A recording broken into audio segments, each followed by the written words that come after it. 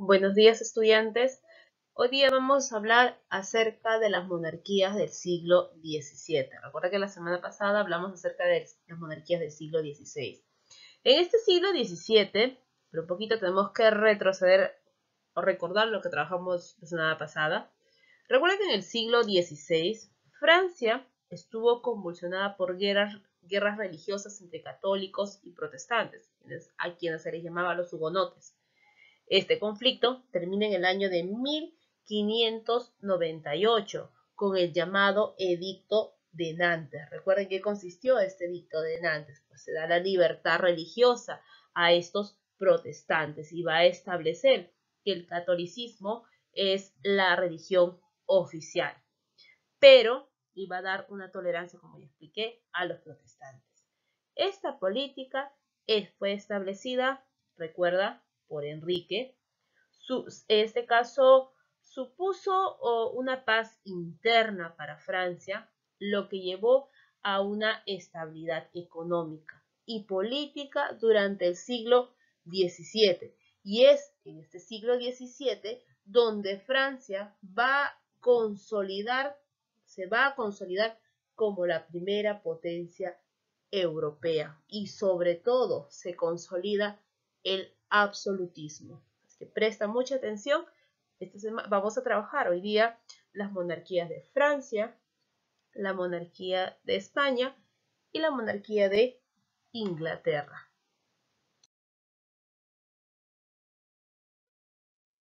Hablaremos acerca de las características de las monarquías del siglo XVII. Recuerda, en este caso, que una monarquía absoluta, o también conocido como absolutismo monárquico, o también antiguo régimen, ese término que se usa en la Revolución Francesa, antiguo régimen, se va a caracterizar debido a que el poder absoluto, el poder de mando, se concentraba en una sola persona. En este caso, ¿quién era? El rey, ¿no? El rey concentraba de forma absoluta, no había división de poderes, por lo tanto la única decisión era tomada por el rey. Ahora, con respecto a las características, pues podemos mencionar en las características la llamada, en este caso, administración centralizada. ¿Y en qué consiste una administración centralizada? Quiere decir que el pago, por ejemplo, que el pago de los impuestos sostenía los elevados gastos, o sea, de lo que el pueblo pagaba, eso servía para los gastos que demandaba la Casa Real y el funcionamiento de esta burocracia. En esa época, el siglo XVII, la economía se basaba en la explotación agrícola de las tierras pertenecientes a los nobles. También empezó a desarrollarse lo que viene a ser el mercantilismo. ¿Sabes qué es el mercantilismo? La acumulación de metales. Entonces, a eso se refiere la administración centralizada, o sea, que los monarcas dependían mucho de los impuestos para poder, en este caso, sobrellevar sus gastos. Luego tenemos la exaltación del rey. ¿En qué consiste con exaltación del rey? Pues como ya se había dicho, el monarca en este caso concentraba todo el poder, no había ningún tipo de división de poderes como las que hay en la actualidad. El rey tomaba la potestad de fijar leyes, fijar decretos e incluso estaba, para tomar mejor las decisiones, estaba asesorado por unos cuantos consejeros. No existía ningún tipo de organización que pueda fiscalizar al monarca. Con eso se refiere a la exaltación del rey. Y sobre todo, recordemos que el rey tenía el poder absoluto, debido a que él indicaba que el poder emanaba de Dios y que el monarca, por lo tanto, ejercía dicho poder sin necesidad de atenerse a ningún tipo de limitación jurídica, y menos aquella que su voluntad estaba por encima de las leyes. Hasta ese extremo era el poder del rey en esa época. Siguiente característica, tenemos el ejército estatal centralizado. Pues la persona del rey y sus amplísimas posesiones debían estar en este caso defendidas por una nutrida guardia real y por el accionar de un ejército personalizado que le era incondicional y debían mantener el sistema monárquico en orden, puesto que era su brazo armado. A eso se refiere al ejército estatal centralizado. Su función era proteger al monarca. Y con respecto al sometimiento de la nobleza, al control de la iglesia y la represión de la disidencia religiosa, pues sabemos que en esa época había una sociedad estamental. La monarquía absoluta regía una época en la que la sociedad estaba claramente dividida en clases o estamentos. Por un lado estaban los miembros de la nobleza y por el otro el clero, con numerosos privilegios, y por el lado existía también una amplia clase integrada por campesinos y burgueses y también pequeños asalariados urbanos, que son quienes realmente trabajan y generan los ingresos en la corona. Solo esta última clase, que vivía humildemente en áreas rurales o urbanas, cargaba con la obligación de pagar impuestos o tributos a la corona. Y no solo a la corona, sino también aquí a la iglesia. O sea que la iglesia también vivía a expensas del trabajo del pueblo, ¿no? De los campesinos y sobre todo de los burgueses. Las monarquías absolutistas en el siglo XVII es la época, recuerda, del máximo apogeo del absolutismo, siendo ¿quién? Francia la principal baluarte. A continuación, estableceremos ciertas características de esta hegemonía, tanto francesa, española e inglesa. E iniciaremos entonces con la dinastía Borbón. Esta dinastía Borbón va a iniciar con su gobernante en el siglo XVII, con Luis III. En este caso, Luis, tenemos ahí la imagen de Luis. Vamos a hablar dos aspectos importantes durante el gobierno de Luis: la política interna y esta política externa. En el año de 1617, Luis XIII asume el poder personalmente, porque recuerda que en el año, en este caso, 1610, todavía él no tenía la capacidad para poder regir su país, donde su mamá fue la regencia, María de Medicis, con el apoyo del ministro Cossini, pero en el 1617 asume el poder personalmente, junto con su primer ministro, el cardenal Richelieu, hasta el año de 1642, quien va a ser el verdadero forjador del absolutismo francés. El Richelieu, a la mano de Luis, van a trabajar en las políticas internas, como por ejemplo se va a luchar contra los privilegios concedidos a los protestantes y contra los grandes señores feudales. Además, se va a fortalecer la marina de guerra e impuso un comercio ultramarino. En la política externa, pues tenemos la intervención de Francia en la Guerra de los 30 años. Recuerda que la Guerra de los 30 años va a ser un conflicto que se va a dar en Europa Central, donde van a intervenir los principales países potencias. Esta guerra va a culminar con la paz de Westfalia, pero ya iremos hablando en el transcurso de nuestras clases acerca de la guerra de los 30 años. Culminado este caso, luego de hablar de Luis XIII, nos toca también hablar de otro personaje muy importante durante ese siglo. ¿Quién es? Es Luis XIV. Ahí tenemos la imagen de Luis XIV. Ahí está la imagen de Luis XIV. En este caso, va a tener como su regencia a Ana de Austria con el apoyo del cardenal Mazarino, quien va a ser el sucesor de Richelieu. Su primer ministro será ¿quién? Mazarino. Entre sus políticas tenemos en este caso las políticas internas y también externas para poder trabajar, y las vamos a dividir en diferentes años, observando en este caso diferentes sucesos importantes. Tenemos, por ejemplo, durante su gobierno se va a combatir las llamadas fondas. ¿Qué eran las fondas? Pues era una rebelión anti-absolutista. Va a estar dirigido por los nobles y parlamentos, quienes ya se habían cansado de cómo regían estos gobernantes. Luego se va a dar en este caso una política externa. Culmina la guerra de los 30 años, como la había indicado, ¿se acuerdan? Durante el gobierno de Luis XIII. Esta guerra de los 30 años se termina con el Tratado de Westfalia, firmado en el año de 1648, quien va a otorgar ventajas, una gran cantidad de ventajas territoriales a Francia.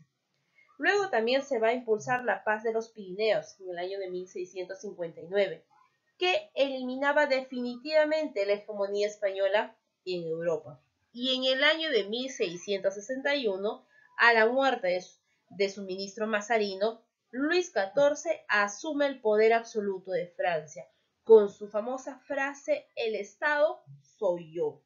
Durante 1661 va a trabajar dos políticas internas. Recuerda que ese año él va a gobernar personalmente el Estado francés. En sus políticas internas se va a consolidar en este caso la autoridad monárquica sobre la nobleza.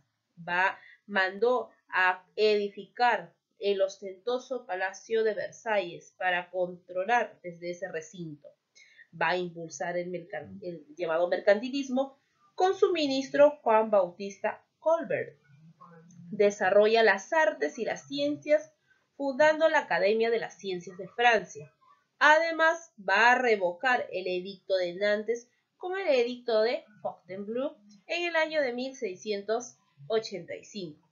Y en su política externa, va a intervenir en la Guerra de Sucesión Española a favor de su nieto Felipe de Anjou o Felipe V de España. Ahí tenemos, por ejemplo, un resumen de los sucesos más importantes. Combatió las fondas, ya se explicó, culmina la Guerra de los 30 años con la Paz de Westfalia. Tenemos luego, impulsó el mercantilismo. Recuerda que en el siglo XVII el mercantilismo va a ser muy importante para poder desarrollar a todas estas monarquías. Ahora hablaremos acerca de España. Y cuando hablamos de España, ¿de quién hablamos? De la dinastía Habsburgo. En el siglo XVII todavía predominaba esta dinastía Habsburgo. Tenemos el gobierno ¿de quién? De Felipe III. Ahí tenemos la imagen de Felipe III. También Felipe III es conocido como el Duque de Lerma. Durante su gobierno se va a establecer la paz con Inglaterra y Holanda. Se va a dar la expulsión de los moriscos en el año de 1609, que representó un grave daño a la demografía y a la agricultura de España. Luego tenemos a Felipe, ¿quién? Felipe IV. Ahí tenemos la imagen, en este caso, de Felipe IV, conocido como el Duque de Olivares. Durante su gobierno se va a establecer una política imperialista. España va a perder Holanda, Portugal y otros territorios menores. Se va a dar una gran crisis política, económica y financiera. Además, se va a desarrollar el siglo de oro español en el desarrollo de la literatura y las artes. Se reinicia la guerra contra los holandeses. España interviene en la guerra de los 30 años. Portugal recupera su independencia en el año de 1640. Se firma el Tratado de Westfalia en 1648 y los Pirineos en 1659. Una gran cantidad de tratados se firmó durante el gobierno de Felipe. Luego tenemos el gobierno ¿de quién? De Carlitos II. Carlitos II, en este caso, ahí tenemos la imagen de Carlos II, es el último Habsburgo de España. Era un monarca incapacitado de gobernar por su debilidad mental. En su reinado se inició la reconstrucción de España. La población dejó de disminuir, la moneda se estableció, el comercio con las Indias se reactivó, sentando las bases para un renacimiento español en el siglo posterior, que es el siglo XVIII. Este rey Carlos es considerado como el último rey Habsburgo de España. Su muerte sin descendencia va a desencadenar la guerra de sucesión española. ¿Quién ocupará en este caso el trono español? Por cultura general nosotros sabemos que van a ser los franceses o el gobierno en este caso, y se iniciará la dinastía de los Borbones. Pero eso también es otra historia, jóvenes, no hay que adelantarnos. Y por último tenemos aquí a Inglaterra. ¿Con qué dinastía? Con la dinastía Estuardo. Ya cambió de dinastía en el siglo XVII. En el Estuardo nosotros vamos a mencionar a 3 monarcas, vamos a mencionar a Carlitos, tenemos a Carlos I, Carlos II y Jacobo II. No te vayas a confundir con el Carlos II de España, es Carlos II de Inglaterra, de la dinastía Estuardo. Son 2 Carlos totalmente diferentes, se vayan a confundir. En Carlos I, durante el gobierno de Carlos I, entonces ahí está Carlos I, el gobierno de Carlos I, pues tenemos aquí la imagen, ahí está la imagen de Carlos I, persiguió a las minorías religiosas como los puritanos, quienes se vieron obligados a huir y desembarcar en Mayflower en el año de 1620. Durante el gobierno de Carlos I, vemos ahí la imagen de Carlos I, durante su gobierno se realiza empréstitos forzosos y tributos sin aprobación del Parlamento. Fue obligado a firmar una petición de derechos en el año de 1628 y en 1629 el Parlamento fue disuelto y se impuso un régimen absolutista. En este caso, el Parlamento Corto se formó en este caso durante abril y mayo de 1640 y fue convocado en este caso el Parlamento Corto para aprobar nuevos impuestos, pero también fue disuelto. Se da la revolución de los puritanos entre el año de 1642 y 1648. Se enfrentaron las cabezas redondas, quienes eran partidarios del rey, y los Ironside, quienes eran los defensores del Parlamento. Se da también una batalla importante, la batalla de Knoxville, en el año de 1645, donde se da la victoria del Parlamento, bajo la conducción de Cromwell. Durante el gobierno de Cromwell, pues se da una república, la República Inglesa, y Cromwell estableció un parlamento acorde a sus intereses. Se da la ejecución incluso ¿de quién? De Carlos II en el año de 1649. Se firma el Acta de Navegación en 1652, donde se impuso un comercio marítimo inglés. Y también se disuelve el Parlamento y se hizo proclamar incluso Cromwell como Lord Protector en el año de 1653. Ahora hablaremos acerca de quién, de Carlos. Tenemos la imagen ahí de Carlos II. Recuerden que este es Carlos II de Inglaterra, no de España. Carlos II va a restaurar al gobierno de los Estuardos en el año de 1660 y va a promulgar el habeas corpus, donde se reconoce el derecho civil, los derechos civiles elementales. Luego tenemos el gobierno ¿de quién? De Jacobo. Ahí está la imagen de Jacobo II, quien va a restablecer el absolutismo y apoyó la política del rey francés Luis XIV. Durante su gobierno se va a dar la Revolución Gloriosa del año de 1688. ¿En qué consistió? Pues contraria a la política de Jacobo II, las tropas del Parlamento dirigidas por Guillermo de Orange obligaron al rey a huir a Francia. Guillermo III y María II, nuevos reyes de Inglaterra, reconocen las libertades civiles y religiosas mediante la Declaración de Derechos de Acta de Tolerancia. Y esos fueron los hechos más importantes de cada uno de estos monarcas jóvenes. Espero que la clase se haya entendido.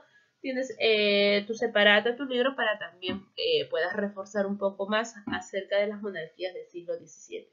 Estudia, nos vemos en la tarde y recuerda que hoy día tienes tu evaluación. Nos vemos, jóvenes.